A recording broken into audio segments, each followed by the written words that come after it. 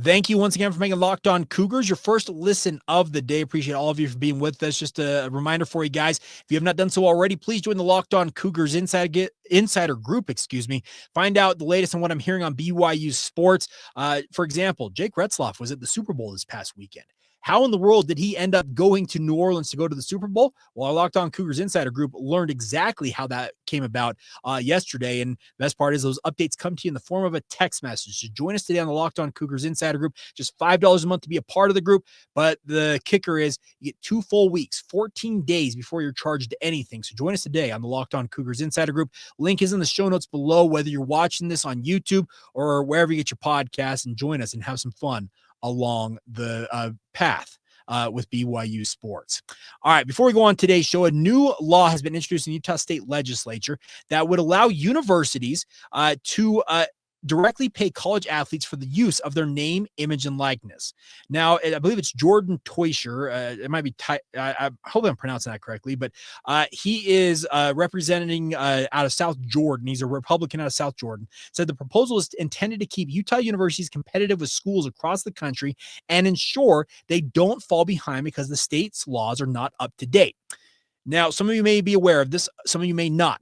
There has not been a real cohesive NIL bill on the docket for BYU and other Utah-based universities at all since the NIL era came about in college sports, to my knowledge. 30 other states have NIL bills on their docket, on their state books or laws. A lot of them obviously have different parameters. They require different things. They allow different athletes to do different things. And the biggest thing is, as Representative Teuscher here, is that the agreement is to allow BYU and other universities in the state of Utah to directly compensate the athletes for NIL. How is that different, you're probably asking, Jake, than what we're hearing about this House settlement that is ultimately expected to pass and be implemented by the NCAA and the judge, et cetera, coming up in April? Well, it doesn't differ that much because it essentially covers the same thing. But the point that Representative Teuscher, and like I said, I'm going to butcher his name, he's probably going to get corrected on this very quickly, but he points out that the question is, if for whatever reason that House settlement gets denied by the judge or something crazy happens where that NIL revenue share that the NCAA is expected to allow up to $20.5 million from universities itself to be distributed to its athletes, if that doesn't come about for whatever reason, this bill allows Utah universities to still pay their athletes and also has a provision in there to shield them for any NCAA legislation or action that would hurt these universities for directly compensating their athletes. A lot of you are probably also wondering, okay, well, are there other schools, are there other states out there that have similar laws? Yes. In fact, the state of Georgia, down in the Southeast, currently is got a proposal out there in their state legislature that NIL payments for athletes could be exempt from state income tax laws. Now, I'm not going to get into the politics of all that. That seems a little crazy to me to exempt college athletes from state income tax. But the point to be made is there's a lot out there when it comes to NIL and state legislatures getting involved. And the bigger point to be made is I appreciate the fact that the Utah State Legislature is even hearing this out and trying to do something proactive for the athletes in this state. I have asked a number of representatives and state Senate people, and I don't talk to them often, but when I've had the opportunity to do so over the past 3 to 4 years since NIL came about in college sports, I have asked, hey, is there going to be any type of legislation going on the books in the state of Utah? And the answer I got every single time I asked the question was no, and I'm not aware of anything coming up. So it's cool to see this actually being brought up in the Utah State Legislature. I know that there are a myriad of other things the state's legislature is tasked with doing in their 45-day legislative window, but this is something that it can absolutely benefit BYU, and it absolutely should be something that the state of Utah fully considers, and I hope that they pass it. I'm not trying to get political here, but 30 other states are trying to give their athletes a leg up when it comes to NIL. Why in the heck is the state of Utah not doing the same thing for the athletes in this state?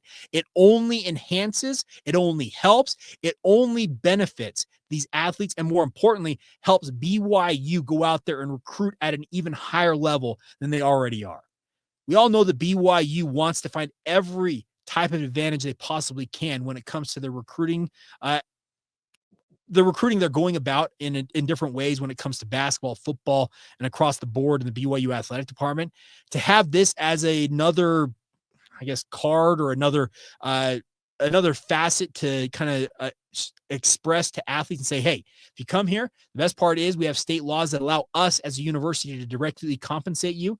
That's awesome to see this. Now, I will also acknowledge that BYU being a private institution that's controlled by the Church of Jesus Christ of Latter-day Saints, I'm not fully in tune, and I'm hoping to have a Representative Toysher on my radio show, maybe get him on this podcast to explain more fully that a private university and how it would affect, as a private university, how this law would affect BYU. I would expect that there's provisions in there that would essentially say that BYU is not immune from this, but I also, at the same time, the way that BYU is operating right now in the NIL sphere, why wouldn't they embrace this? It gives them, like I said, another leg up, another advantage when it comes to recruiting. We all know that there are drawbacks when it comes to BYU's recruiting, stringent academics, the honor code, the fact that it's a church-owned school. There are a lot of things that'll be thrown in the face of BYU with negative recruiting. Why not give BYU another recruiting tool that they can use to their advantage? I'm all for this, and I hope that this gets passed by the Utah State Legislature.